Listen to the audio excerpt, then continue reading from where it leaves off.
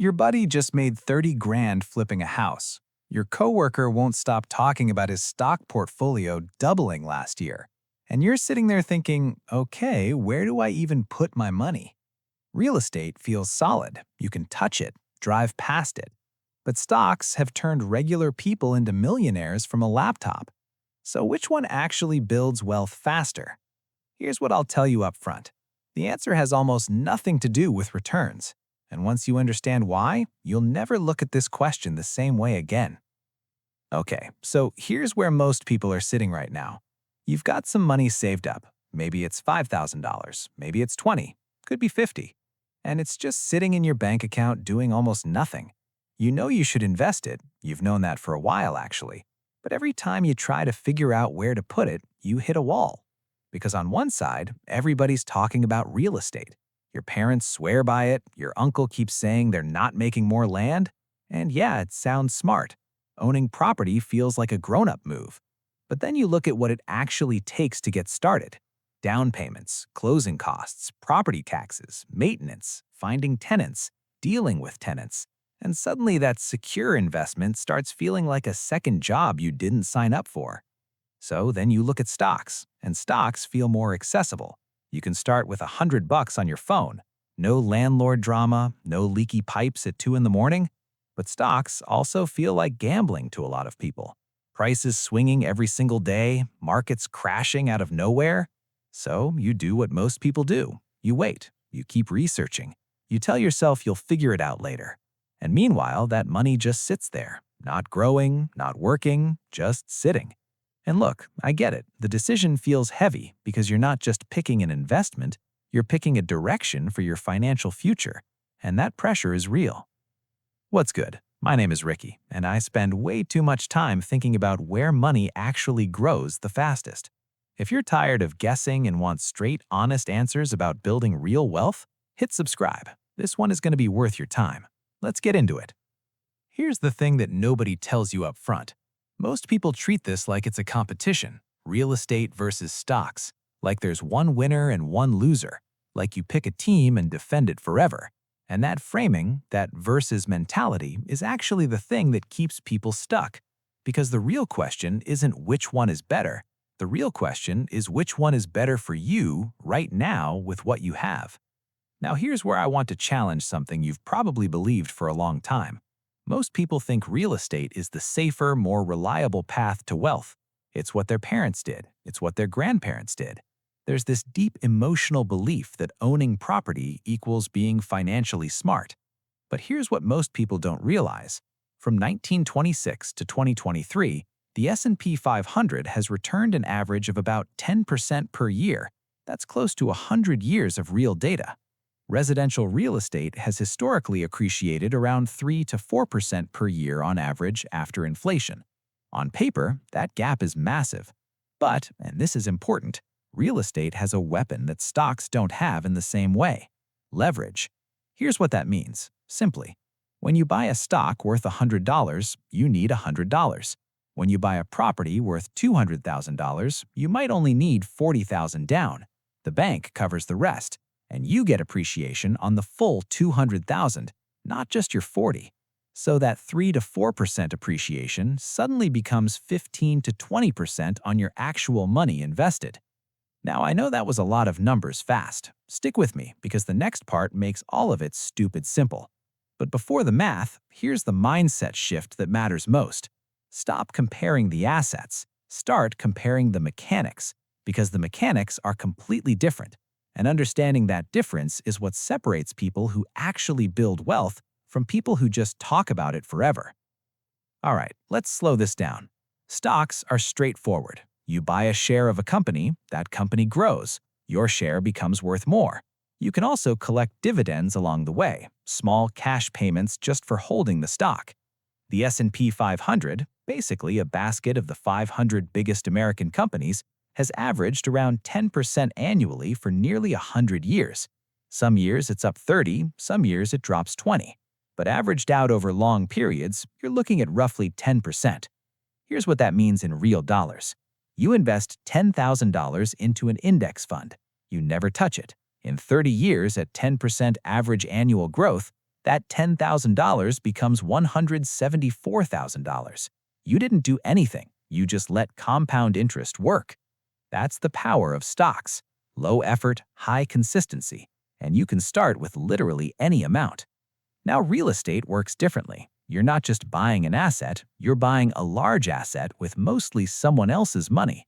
And that borrowed money, that mortgage, is actually working in your favor. The practical takeaway here is simple.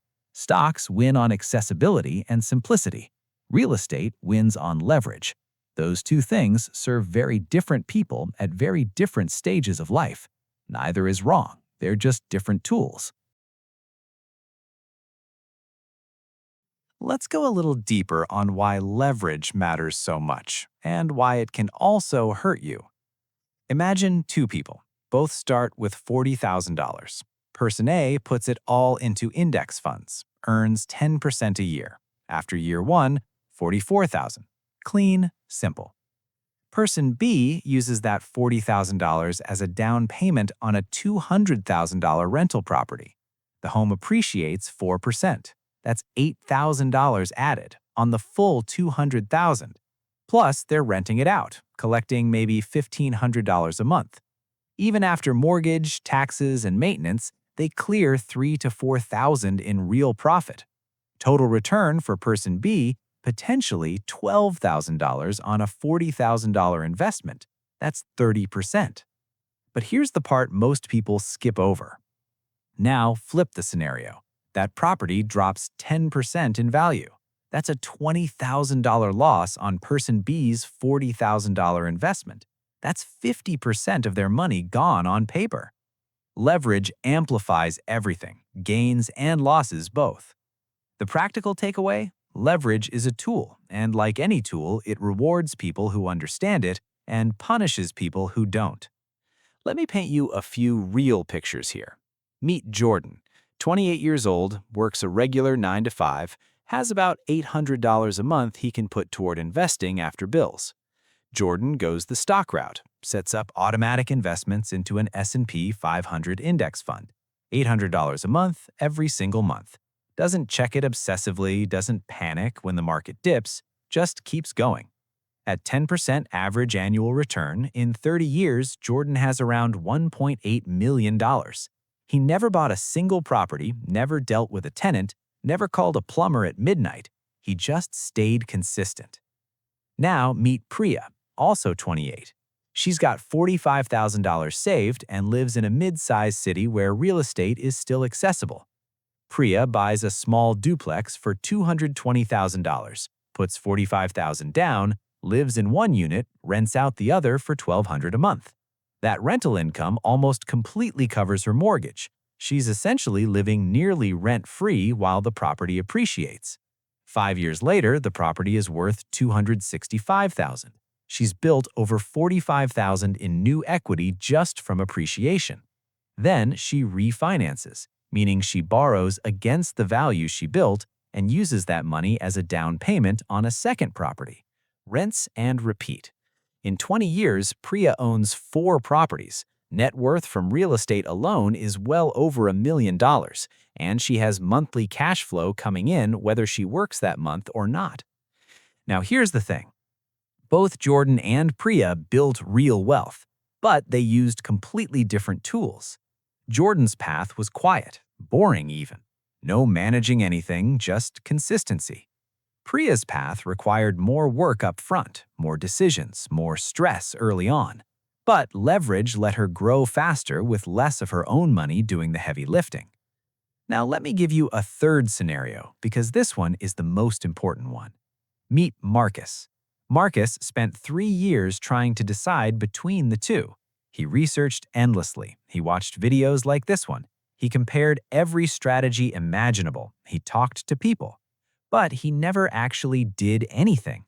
While Jordan and Priya were compounding wealth, Marcus's money sat in a savings account, earning maybe 4%. 3 years of inaction cost Marcus a significant chunk of compound growth he will never get back. And look, I'm not saying that to scare you or rush you into something dumb.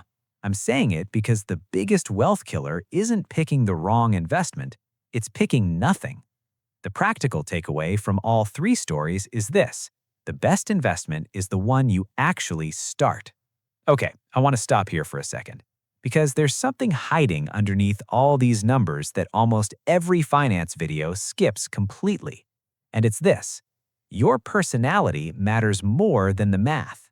I know that sounds soft, but hear me out, because this might be the most important thing in this entire video. The stock market, on paper, is one of the most powerful wealth-building tools ever created. The numbers are undeniable. Index investing works.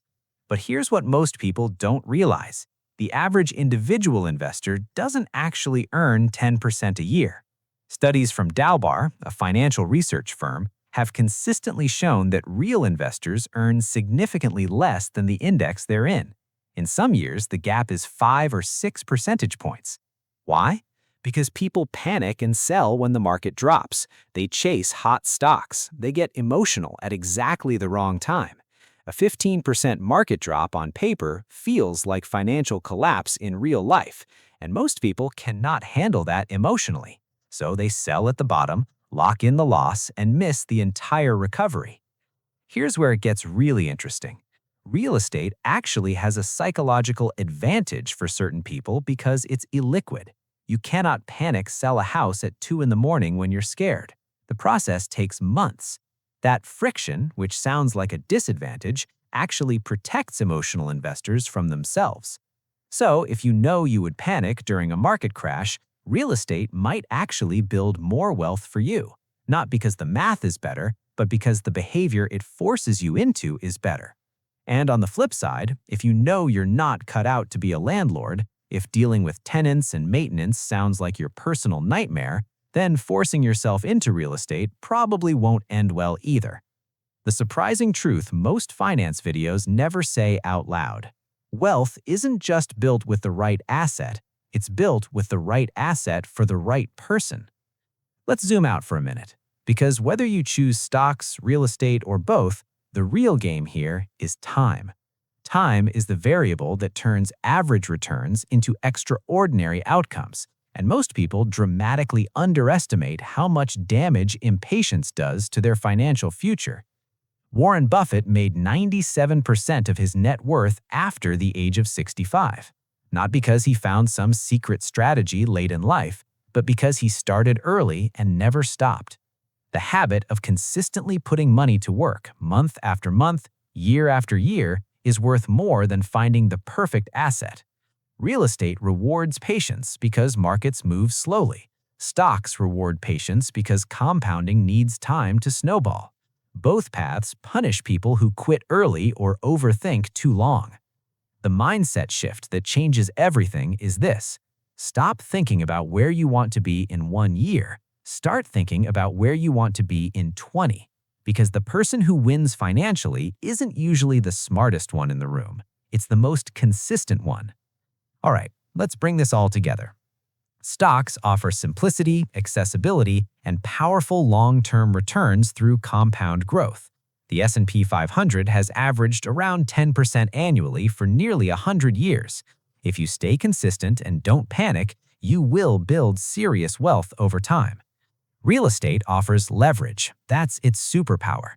You control a large asset with a fraction of your own money. When you add rental income on top of appreciation, the total return can be significantly higher than stocks, but it requires more capital up front, more active management, and real emotional tolerance for the unexpected. Both paths work. Both have made ordinary people wealthy. Neither is a guaranteed slam dunk. The real mistake is thinking you have to choose one forever and ignore the other completely. Many of the wealthiest people in the world do both.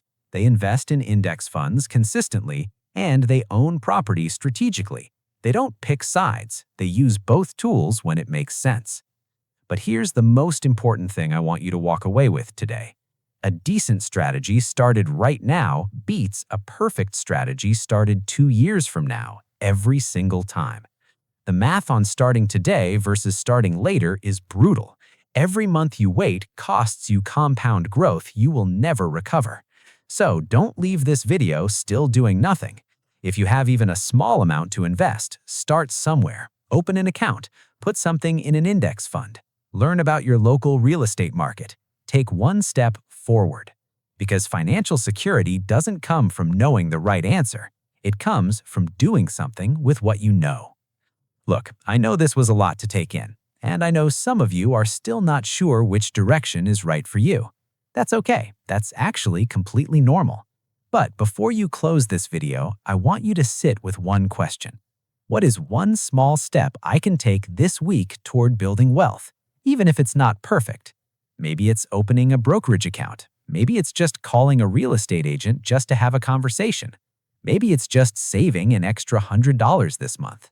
It doesn't have to be big, it just has to be real. If this video helped you see things a little more clearly, drop a thumbs up. It genuinely helps more people find this content. And if you want to keep learning about money in a way that actually makes sense, subscribe. I'll see you in the next one.